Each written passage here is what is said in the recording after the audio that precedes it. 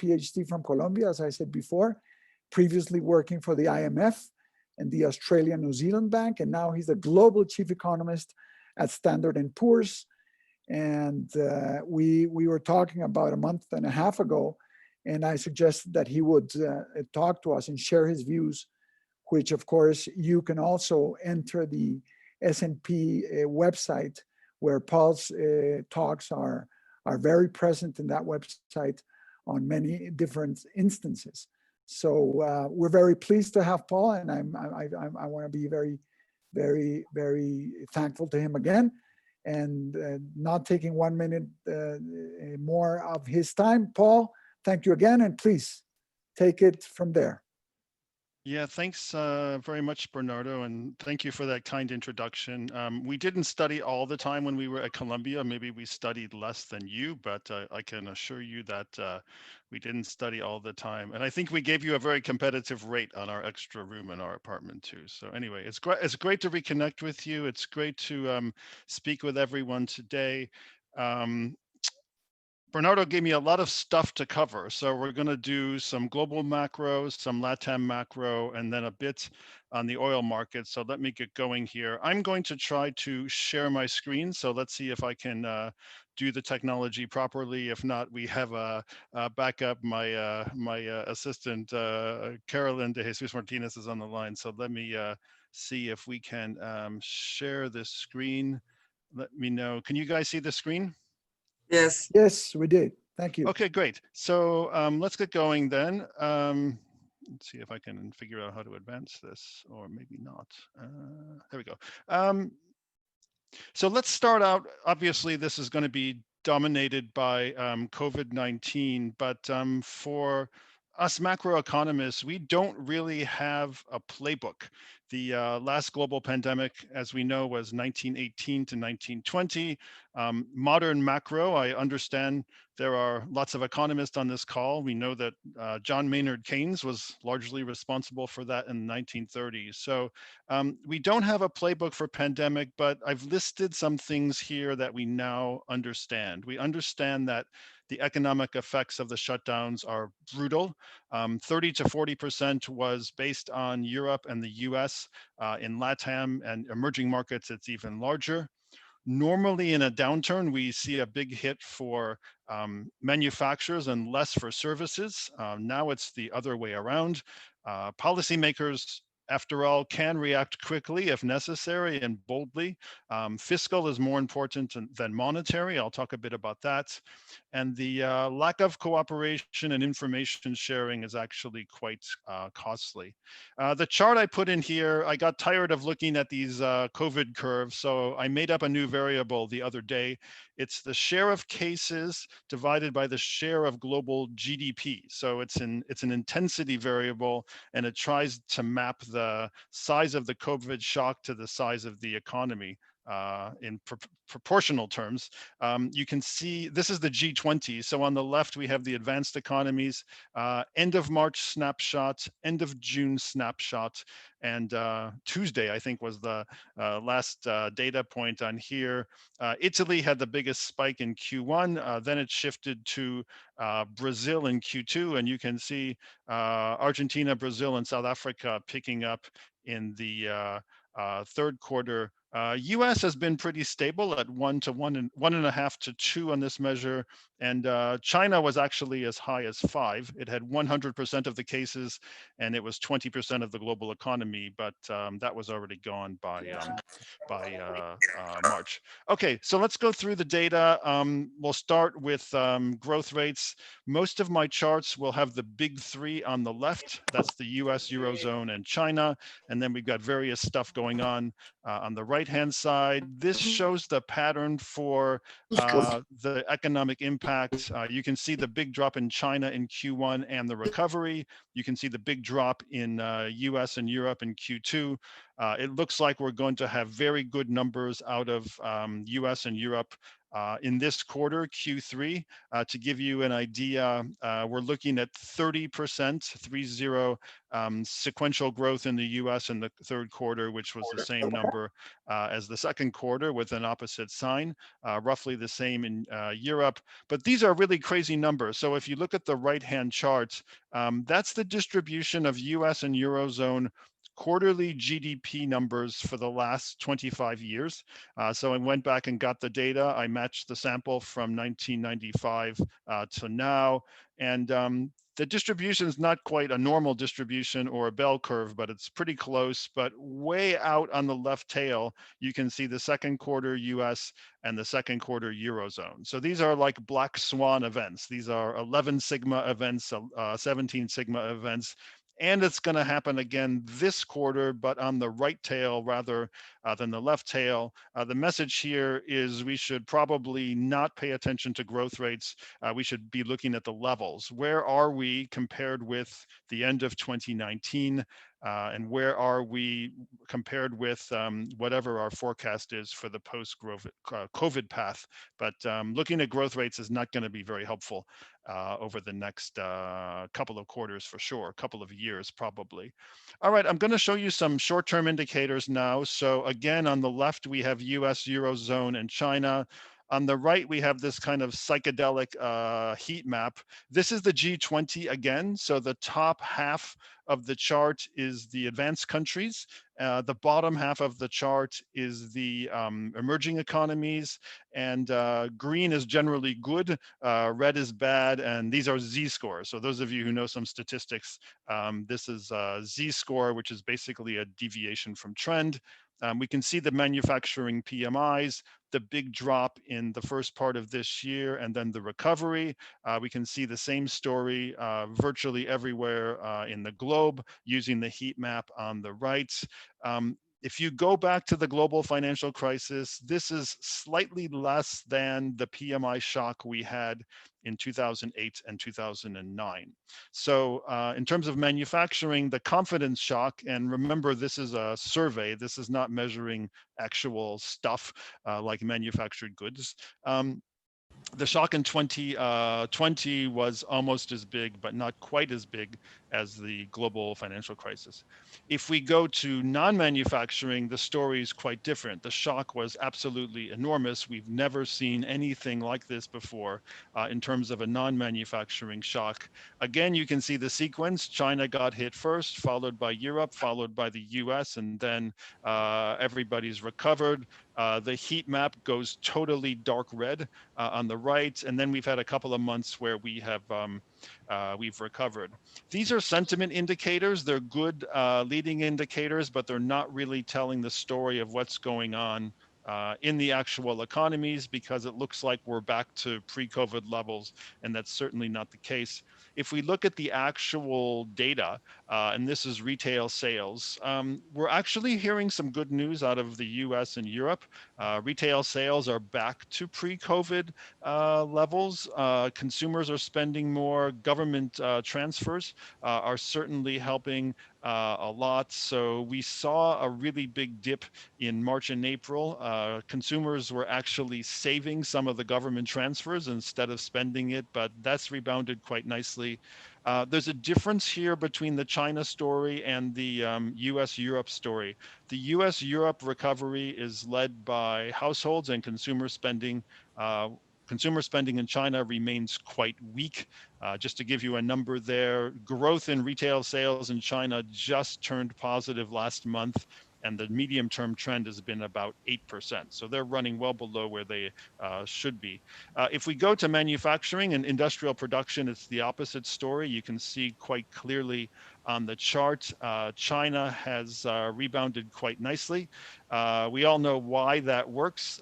This is a state-led plan, so the state enterprises are getting funding from the state banks, and they're pushing the state plan. In infrastructure, it's a very infrastructure and property-heavy recovery, along with some electronics, and you can see that the US and the Eurozone are lagging pretty far behind in terms of industrial production. So although we're getting pretty decent looking recoveries in the three major economies, the US Euro story is very different than the China story. And then if we go to the EMs, it's a little bit of a mixed bag. Those countries that are plugged into the China industrial story, like Brazil and other economies in LATAM, I would put Australia in that group as well, that are supporting raw materials to China. They're doing pretty well. Companies and countries that are in the electronic supply chain, that trade's holding up pretty well. So that reflection of China is pretty clear in the data as well. Trade is something that has not done particularly well on a broad basis. I'm showing exports here, but imports are obviously very similar. Again, if it's happening around China and if it's happening in the sectors where the Chinese economy is recovering, then it looks good. And almost everything else looks bad. So again, it's a recovery that is unbalanced and skewed toward manufacturing infrastructure. And again, the electronics seems to be doing pretty well. Let's go very quickly to inflation. I know a lot of folks are worried about inflation with the expansion of central bank balance sheets, expansion of the money supply. I did start my IMF career in Latin America, so I know the inflation worries in LATAM are bigger than almost any other region in the world. But to be quite honest, with a global pandemic and a big drop in demand, we don't see any inflation pressures in the near term or even the medium term. If you look at the forward swap rates in both the U.S. and Europe, they are well below, or at least a bit below, the central bank target. So at some point this may come into play, but we really don't see any inflation pressure. We can talk a little bit about the Fed moving to a average inflation target if you want. I don't think that's such a big deal, but if anyone wants to talk about that later, we can certainly look at that. And then we all know the story with central bank policy rates.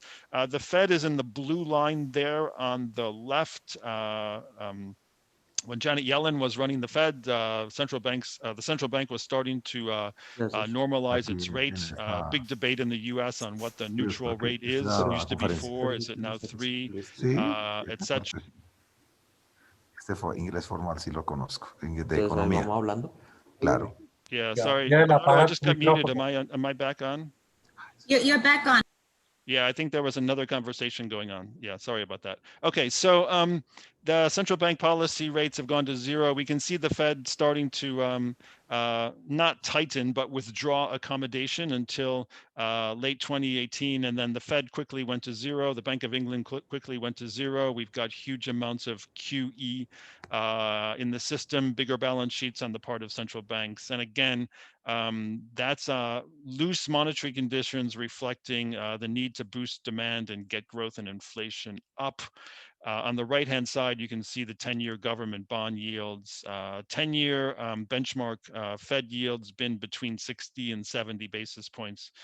Way back when I learned financial economics, the 10-year was supposed to be roughly equal to nominal GDP, and the trend for the U.S. For nominal GDP is between 3.5 and 4. And as you can see from the chart, excuse me, we've been nowhere near that. Rates are close to or below 0 in most of Europe. So again, the inflation story looks quite muted. One thing we do focus on in our research is the importance of fiscal policy. So Jay Paul was talking about this the other day. It was a big topic at Jackson Hole. It's a big topic in Europe and almost everywhere.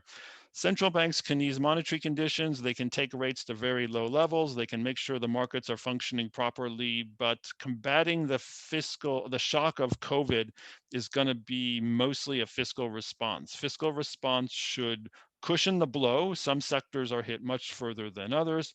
They should make sure the labor markets stay intact, workers stay connected as much as possible to their firms to help the recovery. And then when we get to a recovery, bridge to the other side, we're going to need some public investment in health infrastructure, health security infrastructure, other things. The trick here is as private demand recovers, as we go back to normal, public demand has to be withdrawn, but the ability of governments to do this varies quite a bit. So I posted this chart here from the IMF, which shows COVID-related fiscal measures. We can think of this as some kind of measure of fiscal space, and you can see that the advanced economies have done much more in both direct spending, which is the light blue line, as well as contingent spending, which is the guarantees on the dark blue line. And then as you move to the left, the G20, emerging markets and low income, governments have much less room to maneuver. So that means two things. One, it's going to be the impact of COVID is going to be much worse because we don't get a fiscal offset. And two, the human suffering is going to be a lot worse because a lot of the fiscal spending is cushioning the blow. I don't know if you guys have read Olivier Blanchard's special chapter on COVID. You can get that off the internet, or I can send that around after this presentation if you haven't seen it. But he has a very nice description in there of the importance of fiscal policy for combating the COVID crisis. So let's see where we go now. So let's do a little bit of LATAM. LATAM is covered by my colleague, Elijah Oliveros. So if you guys ever want to talk with Elijah, I can offer his services to you. But the LATAM story is kind of a magnification of what we've seen elsewhere in the world. Again, we think the worst of the pandemic is over. We see that from the health numbers, but a very slow recovery is starting. The shock in Q2, remember we were talking about 30 to 45% annualized in US and Europe. It's 30 to 40. It's 45 in LATAM. Several economies are much worse than that. We're estimating a 6% permanent loss of GDP. Just to put that in context for Europe and the US, we think it's probably half of that. In terms of individual countries, we'll talk a little bit more in a second, but Brazil's done better on government spending and links to China. We all know about the soybeans and the iron ore. Colombia fell by about 50%, which was worse than anticipated on exports, mainly oil. And if you look at just the whole region, this shows the major economies that we cover. Peru was actually the worst in the region. It was worse than minus 70%. But I think we're going to have the same thing in parts of Latin America in Q3.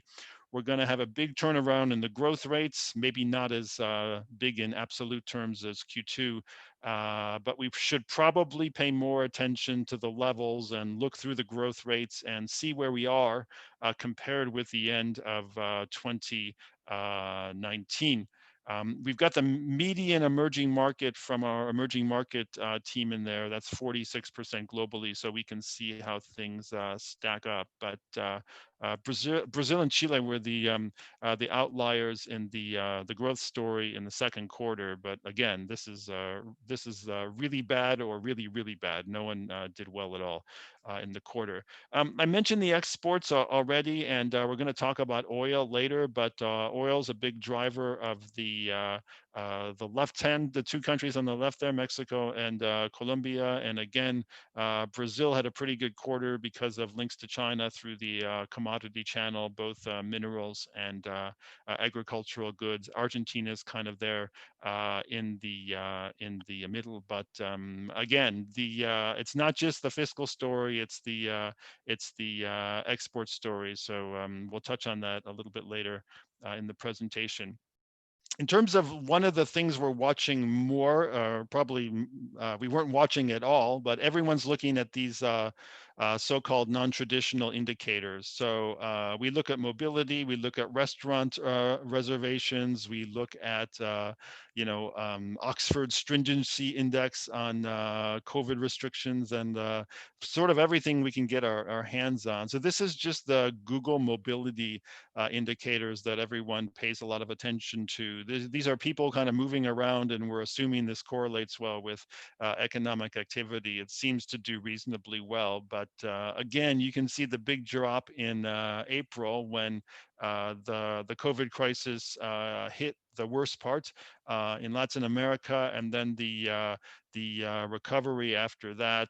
Brazil, again, looks like it's doing a bit better than other countries. Mexico is kind of number 2 here, and Argentina, Chile, Colombia are bouncing along the bottom. But this is a pattern we see globally. We see the big shock, and then we see the recovery and mobility. That translates into a bad number in Q2, a very bad number in Q2, and probably a very good number in Q3. But then we have to start looking at whether people are spending on a sustainable basis, what's happening to commodity prices, what's the government doing, how US-China is growing, and all that kind of risks. But you know, these indicators are things that are probably a permanent part of the economist toolkit.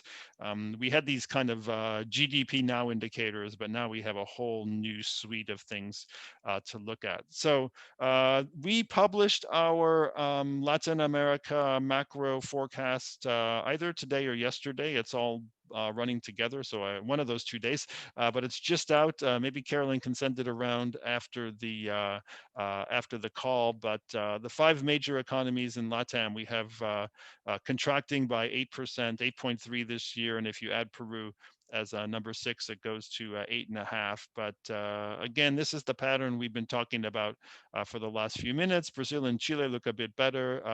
Mexico and Peru are the worst, and then Colombia is kind of in the middle. And then we get a partial bounce back in the out years. So again, we're not going to go back to the pre-crisis path. We're going to go back, we think, to a path that is lower but parallel to the previous path. So that means the growth rate's going to be the same, but we've got some output that I guess in some senses lost forever, and that number for LATAM is about 6%. Okay, let me finish up with oil. Just so you guys know, S&P Global has 4 divisions. 2 of them are very well known. One of them is ratings, which is where my team sits. One of them is indices, and everybody knows the S&P 500, etc. But we have 2 other divisions that are probably a bit less known in the public, but they're very important in the markets. One is S&P Global Platts. They do a lot of stuff on pricing and information and analytics in the energy sector. So what I'm going to show you is from them. And the other one is S&P Global Market Intelligence. They are a big data firm producing all sorts of data analytics and other stuff for the markets. So this is from my colleagues at S&P Global Platts. I've listened into a lot of their briefings, and they participate in our in the weekly global economics call that I sponsor. So I'm pretty up to speed on this, but if you ask me any tricky questions, I won't be able to answer them. But if we think about the deltas in the oil sector, or what's actually going to move the needle, the way that we think about it in S&P is on the demand side, it's basically China, right? China's the big mover, not just in oil, but across most of the commodities. So if we're looking to move the global needle on demand, we look at China first and foremost. And then the supply side's a little bit interesting in the oil market, because traditionally Saudi Arabia has been the marginal producer, and they're the ones who can adjust their output in order to ensure that OPEC can meet its price target. But what's happened over the last 5 to 10 years is US shale has disrupted this. So we all know the story where the US has moved relatively quickly from being a net energy importer to a slight net energy exporter, and that really kind of changed the balance of the global oil market. And then the wild card in all of this is Russia, because Russia doesn't seem to move in line with all the other producers. So the supply side's really that triangle between Saudi Arabia, the US, and Russia. So let's look at what's been happening with Brent over the last couple of years. This could almost be a GDP level chart, right? We saw a big drop in Brent in March and April of this year, down actually a little bit below $20 per barrel. We know something similar happened in 2015 and 16 when Brent fell to 29 per barrel. Each country has its break-even oil price. I don't know what Colombia's is. I'm sure you guys know more than I do, but this was just a massive demand shock. And what happened is demand was falling faster than supply was falling, and that pushed the price down. My next chart is going to show you a decomposition of that. But now we've had some recovery back into the 40s, and this shows you the forward curve and the Platts outlook over the next couple of years. They don't really have a kind of equilibrium oil price, but they think the market's comfortable with something around 60. And then you would have to look at the various countries and how they stack up to that. But there's a demand shock, then there's a supply response, and then the market kind of adjusts, and then we hopefully get back to something close to the equilibrium oil price. This shows how the demand has changed. So if you look on the left side, you can see very slow and steady demand growth. Again, that's kind of a mirror image of what's going on in the global economy generally.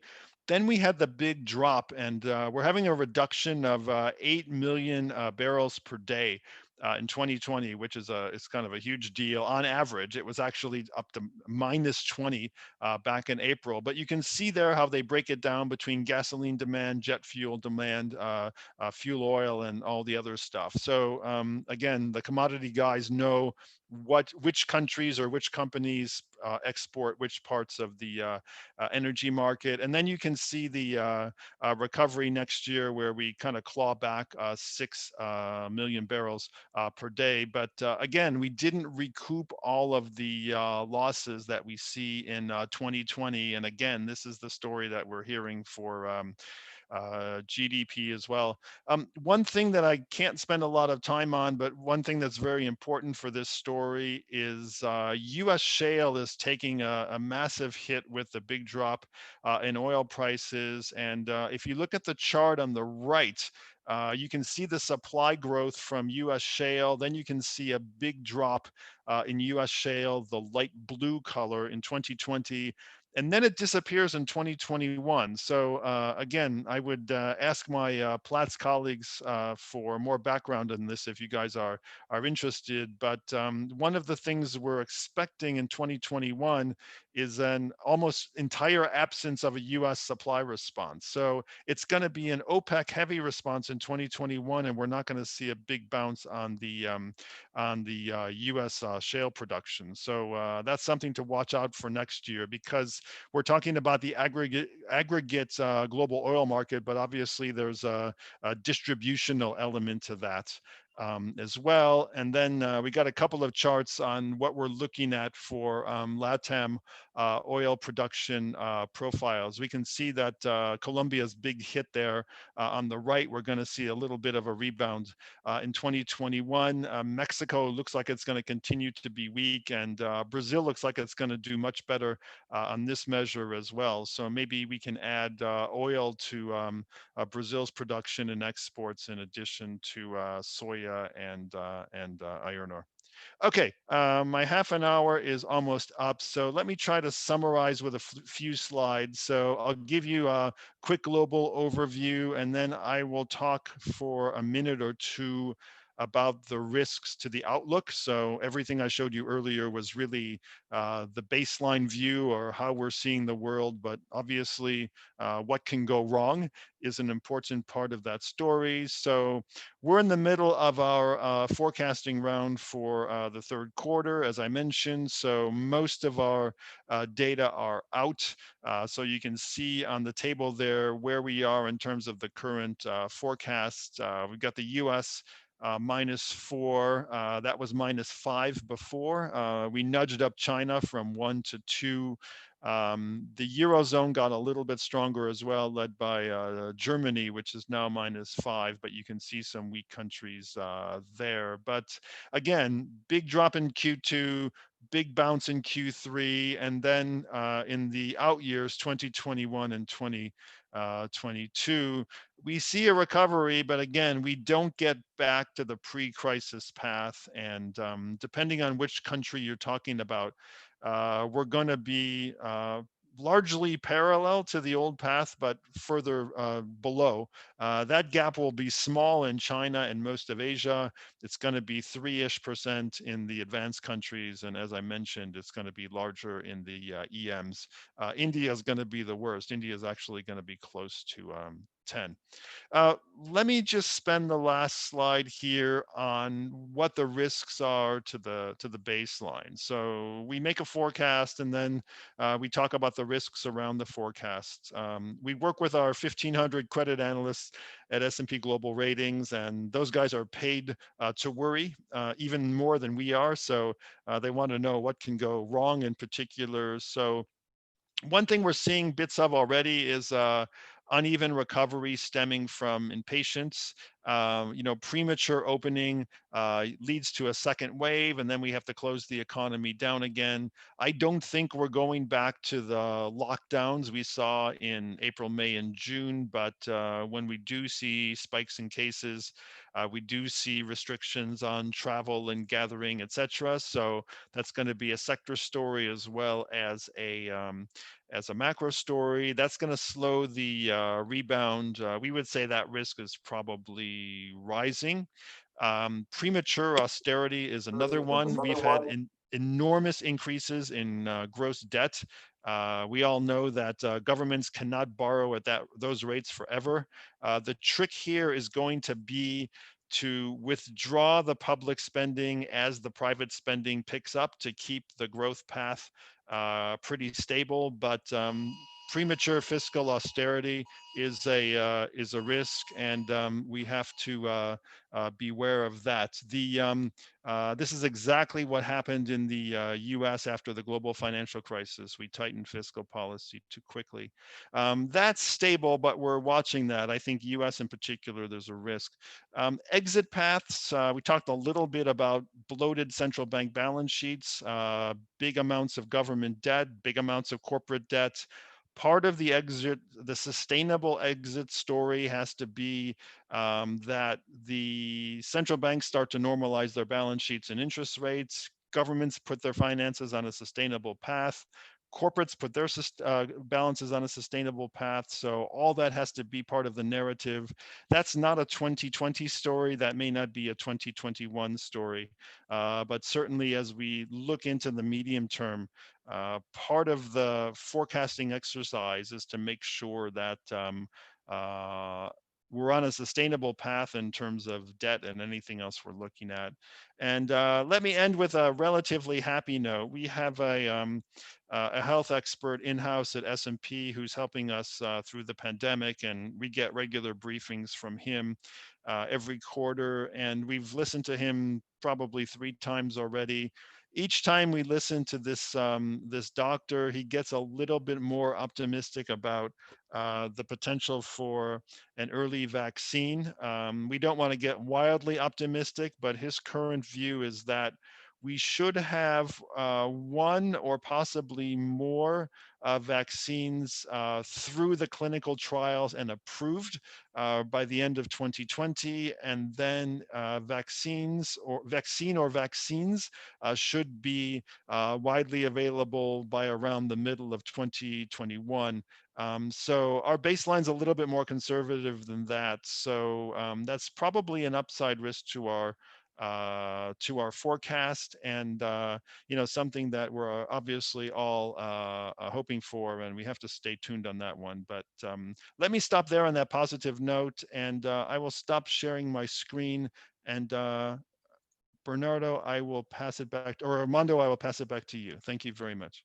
Thank you very much, Paul. Very, very, very good presentation. Very interesting. So I think we can open the discussion for questions and comments. So please raise your hands through the Zoom icon or send your questions through the chat. And I see that Sergio Clavijo wants to ask a question. Sergio, go ahead, please. Thank you very much, Armando. Thank you, Paul, for a superb summary. Just in 35 minutes, the whole world and the future. Let me pick your brain regarding how to best model the possible rebound that you just summarized. One could be of two thinkings, as you just mentioned while finishing, the solution of a new vaccine might be coming soon, say 12 months, and then we will be going back to normality. And in that regard, modeling the commodity, as you just mentioned, might be the right approach for thinking about the rebound in Latin America, as you just showed. But if that is not the case, and there are significant scars out of this pandemic world, we should be thinking out of the box, and AR1 models might not be of much use. What is your thinking between really structural changes, going digital, and rethinking the way we share the world in terms of perhaps more share of in-house products? Or you are more of the thinking, at least implicitly to me, that we might be soon going to normality, and in that regard, by just modeling commodities and so on, you might be striking the right figures for the rebound of Latin America. So I want to hear you on that. Thank you. Yeah, Sergio, thank you very much. That's a good question. I think the consensus is that we're not going back to the world of 2019, right? We're going to see some structural changes in the economy, even if we get a vaccine tomorrow and everyone magically gets vaccinated, we're not going to go back to where we were. So I think we know what those changes are. Anything with person to person, we're probably going to have less. Airlines are probably going to be weak over the medium term for fear of travel. People are changing the way they live. We have more remote working, so commercial office space in cities might take a big hit. I can imagine a lot more health security. So health security, which is public expenditure, is going to change as well. Maybe we have less driving and commuting because we only work in the office 2 or 3 days per week rather than 5. So we have to get our heads around all these structural changes. So it's not just kind of an AR1 model, and then we kind of look at, use that to sort of determine where we go back to. And then on top of that, a lot of the discussion about the post-COVID fiscal stimulus is increasingly green, right? We've got sustainable finance, sustainable energy. Europe is in the lead here. So we're moving away from a carbon world. We're moving away from a world where people drive to work in a city 5 days a week. We're much more online. We're much more conscious about health. So we've got to think about all that stuff, and that's a lot of moving pieces, right, to put all of that together. But I would say at least those are kind of medium to, those might be like 5 to 10 year things. I think as we come out, and I think this shows up in the data already, in the short term, we're going to still have the same growth drivers that we had before. China has proven very clearly that they're willing to use the traditional playbook, right? State banks lead to state enterprises. We ramp up infrastructure, we ramp up property. That's good for a bunch of commodity exporters. But I think over time, we're all going to have to step back and really identify these structural changes and try to model them. And the other one we didn't talk about, maybe a bigger question, is US-China, right? So we have a partial divorce on technology, on data, on health security.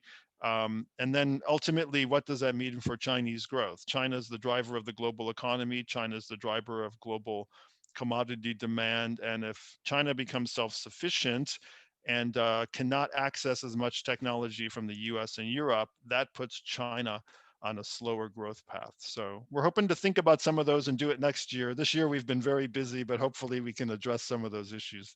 So implicitly, at least for the moment, you're leaning more on an AR1 model, but getting ready to think out of the box and developing. AR1's probably going to be okay for 2020 and 2021, but I think as we exit this, we're going to have to, It's going to be the Lucas critique, right? It's going to be structural changes in the economy.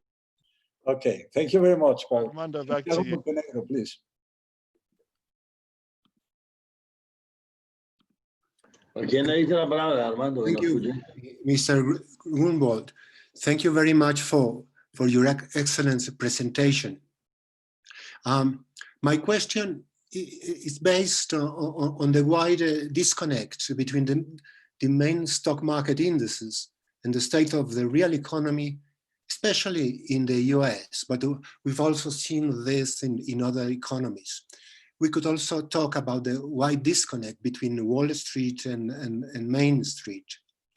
According to MIT's Ricardo Caballero, in any economy, this happens when the central bank main objective, is to minimize the output gap. And in so doing, the central bank optimally induces asset price overshooting in response precisely to that emergence of a negative output gap. Do you agree with that interpretation? Or is there something else that we don't know? Or do the markets have some kind of information that we don't have? Thank you. Okay, thank you for the question. I do agree with the point on asset prices, right? So central banks, our star has been falling, right? The equilibrium rate of interest has been falling. Central banks have been reducing their policy rates in order to meet their inflation targets. When they hit zero, they have to start buying assets. And this is the first point, this is Caballero's point, I think, which is asset prices have a very redistributive element, right? So if we're pumping up equity prices or we're pumping up housing prices, those are not owned uniformly across the population, right? They're skewed toward the top end. So probably people like us on this call, we benefit disproportionately when asset prices go up, whether those are financial assets or non-financial assets. On Main Street versus Wall Street, I think this is very interesting. By the way, I was living in Asia for 17 years and I came back to the US last year. So I'm like a stranger in my own country. But one thing I've noticed is if we look at what's been happening this year in response to the COVID crisis, it's very different from what happened 10 years ago during the global financial crisis. And you're absolutely right. The narrative, which I think is largely true, is the policy response during the global financial crisis was to save the financial sector, and Wall Street got a huge number of the benefits and not too much of it went to Main Street, right? There were various programs that the Obama administration had to try to, encourage refinancing of mortgages at lower interest rates, et cetera. That never really worked. What happened this time, and this is political economy as well as, traditional macroeconomics, is the Treasury was very quick and very aggressive in getting benefits and transfers to Main Street, right? We had the transfers to all the workers. We had the transfers to the firms, conditional on keeping people on the payroll. We had, in some sense, overpayments. Some people came out better during the crisis than they were before. So I think the policy response was almost to error on the high side in giving some of these benefits to Main Street. So I think that was part of the response, and that's going to continue. By the way, I didn't say this during my presentation. I think the European model is much better and much more effective and better targeted than the US model because it's a lot more targeted and focused on the employer-employee relationship and keeping that together. The U.S. government's in some way just throwing a lot of money at the problem and sort of hoping it comes out okay. But Blanchard has a nice section on Olivier Blanchard has a nice section on this in the chapter I mentioned. On the stock market disconnect with the real economy, in aggregate, yes, it looks like it's disconnected. But when you start to dig a little bit, and one of the things I do more now that I did not do before is I pay a lot more attention to sectors because I'm working with these 1,500 credit analysts. If you look at the sectors in the stock market, and we know which sectors are getting hit, right? It's food and beverage, airlines, gambling, all of the things we can't do anymore. Those equity prices are not doing too well, right? But then we've got the FANGs and the tech giants. This has been a great crisis for tech. They're doing super well. So I would say at the aggregate level, it looks like a disconnect between the macroeconomy and the equity markets. But if you dig a little bit by sectors, it starts to make a bit more sense. I'm not saying it's one-to-one, but I don't think they are as misaligned as we first think. Armando, back to you. Thank you Okay. very much. Thank you both. Now, Luis Fernando Mejia, please, go ahead. Gracias, hermano. Thank you very much, Paul, for a wonderful presentation. I just have a question related to what Sergio was asking before, is thinking about the medium term for Latin America. What is your feeling about whether there's a need for structural reforms in terms of removing all of the well-known distortions for labor markets, for product markets, in terms of opening up the economies to world trade? As the feeling that at least we have in Desarrollo is that for Colombia and the region, in the medium term, of course, we're going to have a rebound for the next couple of years, but in the medium term, at least for Colombia, economic growth is going to be around 3%, which is well below what's needed to actually move from a middle income economy to a high income economy. And as you are well aware, Latin America has suffered from, good growth. We have had an expansion for the past decades, but not as well as Asian economies. And that's related to probably all these market distortions that prevent productivity growth to be higher. Do you think that's going to be an issue, or do you think that traditional channels like commodity markets, the recovery of world trade is going to be enough for bringing Latin America in the medium term back to numbers that we could agree are good? Or do you think that, again, we should put back on the table this type of structural reforms in terms of diversifying our productive base and so on and so forth? Thank you very much. Thanks. That's a tough question. If you look at the, I spent a lot of time in Asia, as I said, and when you look at some of these economies and how quickly they've developed, it's totally impressive, right? So, after the Korean War, South Korea was one of the poorest countries in the world, and then 2 generations later, it's an industrial powerhouse and whatever, number 11 or number 12 in the world. And then you have a bunch of other countries, Thailand and Singapore, Hong Kong. Hong Kong's not a country, but that have benefited from these supply chains. And I think what happens there is, you get the moving up the value chain and the productivity, and I think the connection to China. So I think the whole region got lifted up first by Japan and then by China by moving up the value chain. You're right about opening up the competition, but really focusing on education, innovation, incorporating what's done differently in the rest of the world. And the fact that they were in manufacturing, I think, helped a lot. I don't spend as much time thinking about Latin America as I used to, but if you look at the trade patterns, and I think this is your point and why the question is difficult, Latin America is going to continue to be a commodity exporting region, right? I mean, there of course is manufacturing, and of course there is services, but I think the commodity cycle is going to continue to drive at least a good chunk of the activity in the region. Just because you're a commodity exporter doesn't mean you're a middle income country forever, right? Australia is a big commodity exporter, and it's a developed country. But I think the things you mentioned are the sort of things that the structural reforms that most countries need to do, whether they're a commodity exporter or manufacturing or something in between. I sound like I work for the IMF again right here, but making the labor market flexible, but keeping protection for workers and making sure competition policy is enforcing sort of market discipline, making sure you're open to the rest of the world, so you can get the sort of the competitive pressures and import them into the domestic economy. economy. So, but I think it's harder. I don't know the literature that well, but I think it's more difficult for commodity exporters and manufacturing. And as far as I can tell, LATAM is still going to be a relatively commodity heavy region, which will bring booms and busts depending on what happens for commodity prices. But I would say, connecting your wagon or connecting your economy to the Chinese commodity cycles, probably not a bad thing, right? Because China's driving the global economy. It's an investment heavy country. It's going to continue to be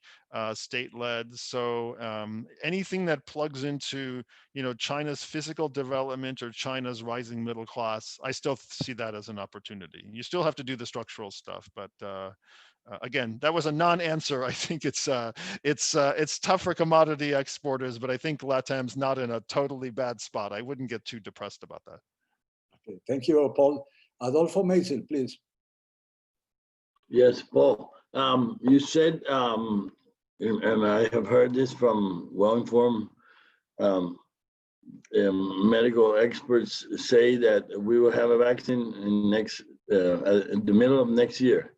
But how much time will it take for countries in Latin America to have a significant portion of the population vaccinated so that we are not affected by COVID economically? Because as I am seeing, next semester, it's probably not going for at least in the area that I work, which is university education.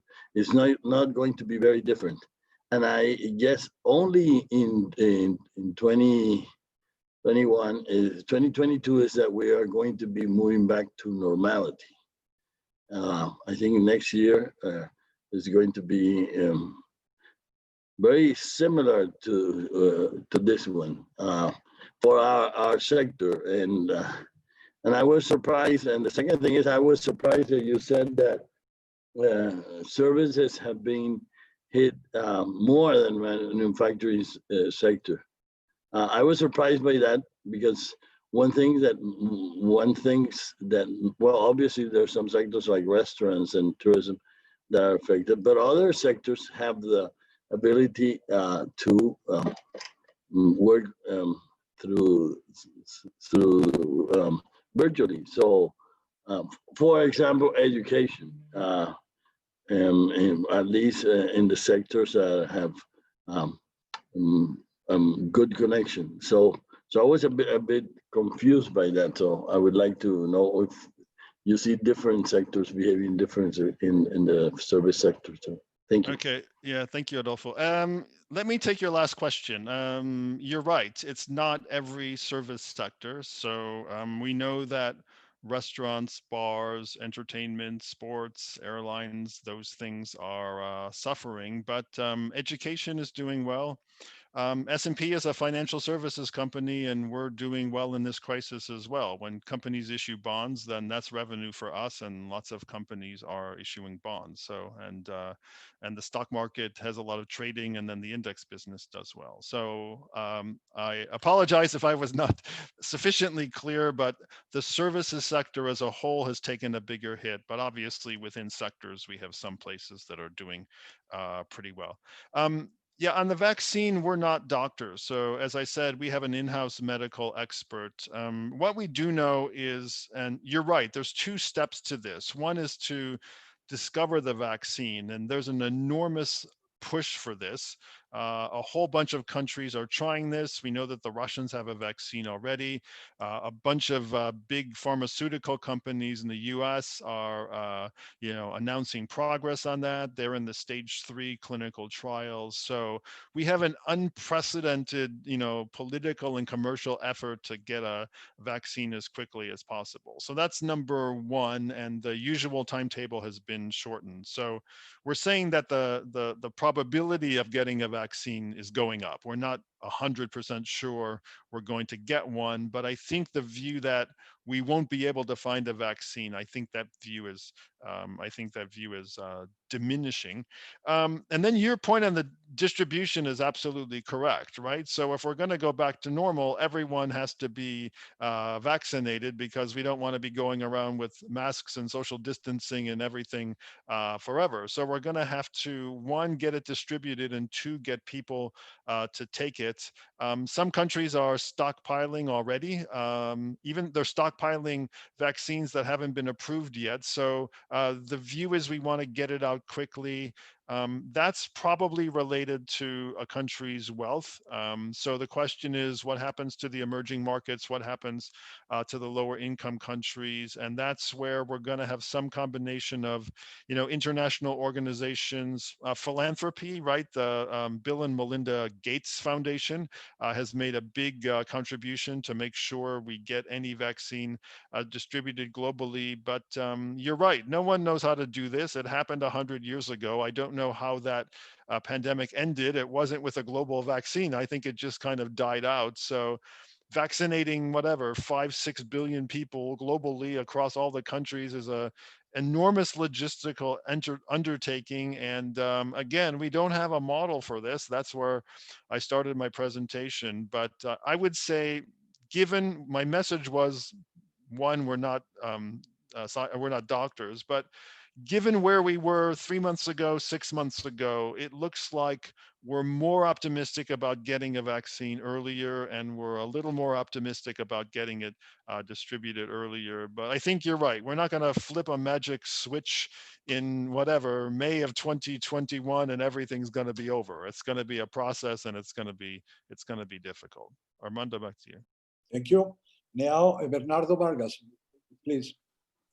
Paul, let me go back to political economics a little bit, and then there's a common factor that affects U.S.-China relations, that affect commodity prices in a way, and definitely affects the green factor that you mentioned in your presentation, and that's the U.S. election. Do you have any thoughts on the elections being a factor in terms of your conclusions of this presentation? Is there one way or the other a difference from what happens in November? Yeah, Bernardo, I was on Yahoo Finance News yesterday, and they asked me exactly the same question. I think there's two. Well, one is the uncertainty around the election. Is that big enough to, move the macro needle? I think to the extent there's uncertainty about who's going to win, or whether the winner, the loser exits or not. So, that kind of uncertainty tends to depress consumption and investment. So there might be a bit of a slowdown into the election. That would not be too much of a surprise, because when people are uncertain, whether you're a consumer or an investor, you hold back. On U.S.-China, the other question, I'm going to interpret your question a bit, whether a Biden administration would be different from a Trump administration. One thing I would say, again, coming back to the U.S. after many years in Asia, is the U.S. narrative, the political narrative about China has changed a lot in the last few years. I think everyone now considers China to be sort of a strategic rival or a strategic competitor, and this, Chimerica, where, the U.S. and China have these sophisticated supply chains and they're aligned on all this stuff. I think that worldview is gone.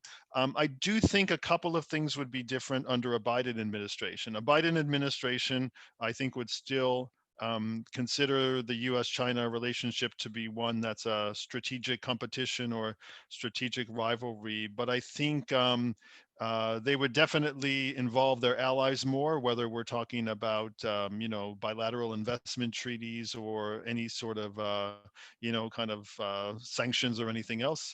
Getting the World Trade Organization functional again might be an outcome of that, and probably a bit more strategic and less transactional, right? Maybe this is a bigger view of how we want to coexist with China rather than a sequence of moves that are seemingly unrelated. And, we'll have to see about the trade war, because I think the real issues in US and China, in our interpretation, are transfer of sensitive technology. So we've already seen kind of a partial divorce there. Data security, and we're seeing a partial divorce as we speak with, TikTok and Huawei and some of the other stuff. And probably health security, which I mentioned earlier. I think, a number of countries will try to bring more health security onshore. But there's an enormous relationship between the US and China, right? It's not just manufacturing, low and medium goods and capital goods. It's financial services. We have an office in Beijing. We want to get into the Chinese market and rate their bonds. So one thing that I don't know, and one thing that I think is important to watch, is whether it's going to be a kind of a narrow divorce. Is it only going to be data, technology and health security, or is it going to be a much bigger, total disengagement, which I don't think makes a lot of sense. But I think there are, even though the view of China might be the same as a strategic rival or competitor, I think the way that view gets implemented is going to be materially different in a Trump or a Biden administration. So we don't have all the details yet, but I think that's where we're going. Thanks. Okay, now Juan Carlos Pinzón, please. Armando, gracias. Paul, thank you so much. Wonderful presentation. Very, very impressive. And, as someone said here, you gave us the whole world overview and, a little bit of the future, which matters a lot. There are two things that I believe are interesting to see your thoughts. Just 2 hours ago, the IMF board approved for Colombia an increase from the FCL from 11 billion to 17.2 billion. And apparently, Colombian government might be interested to take through central bank something like $5 billion, or at least that's what analysts are saying. I know it's too early, but that will be my first question. I would like to see what do you think about and how do you see that vis-a-vis.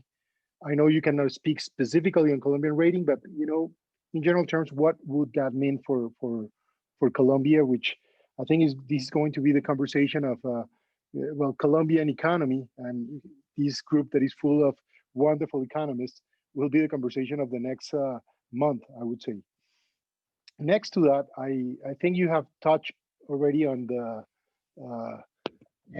world liquidity, but the fact is that what we have seen through the Federal Reserve, the Bank of England, and the ECB is amazing in terms of liquidity. I mean, I think never else in history we have seen so much liquidity in the markets, and of course that explains some of what experts have said, that financial markets are doing very well, stock markets are doing very pretty, but on the other side, economic activity in terms of demand is kind of weak, and definitely that has enhanced the results and the prices in the stock markets and the financial markets. But what I've been seeing, and I don't know if you think about that, is that of course once the financial institutions are getting that liquidity in their hands, they're starting to seek for investments and they're starting to seek for opportunities. And emerging markets like Colombia and others might appear again to be somehow attractive, considering what you said, that it's not anymore the number of deterioration that you have, but the level. So, I mean, if you are in a similar level than others, or doing this in an acceptable way, a country like Colombia can be presented as an attractive for inflows from that kind of liquidity in the capital markets. That will be my second question, and I would like to see a little bit of your thoughts and your feeling about it. Thank you, Paul. Appreciate the presentation. Okay, thanks, Juan Carlos.